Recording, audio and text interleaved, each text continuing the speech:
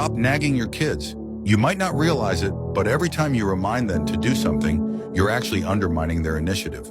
Have you ever noticed this scenario? The child was already walking towards the refrigerator, planning to close the door after getting what he needed. But the adult couldn't help but say from behind, "Remember to close the refrigerator door." As a result, instead of closing it immediately, the child paused for a few more seconds and even deliberately didn't close it. You might think this child is too disobedient, but in psychology, this phenomenon is called psychological resistance. When someone is about to do something and is reminded just before taking action, they suddenly feel a sense of being controlled. To retain their sense of autonomy, they may choose not to do it. Especially for children, these constant reminders and urgings for small things are quietly eroding their intrinsic motivation, transforming what they were willing to do into something they have to do because their parents told them to.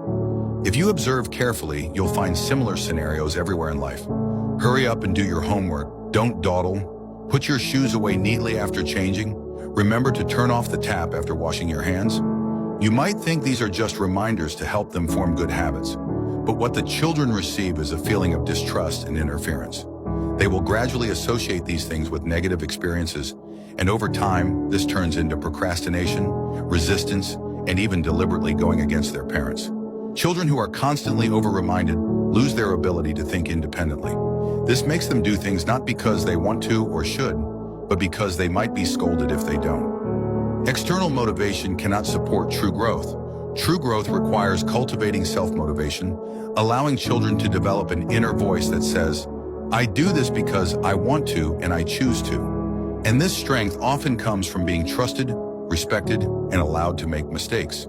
So sometimes it's not that parents shouldn't remind, but they should hold back just a moment before blurting it out, being a bit slower.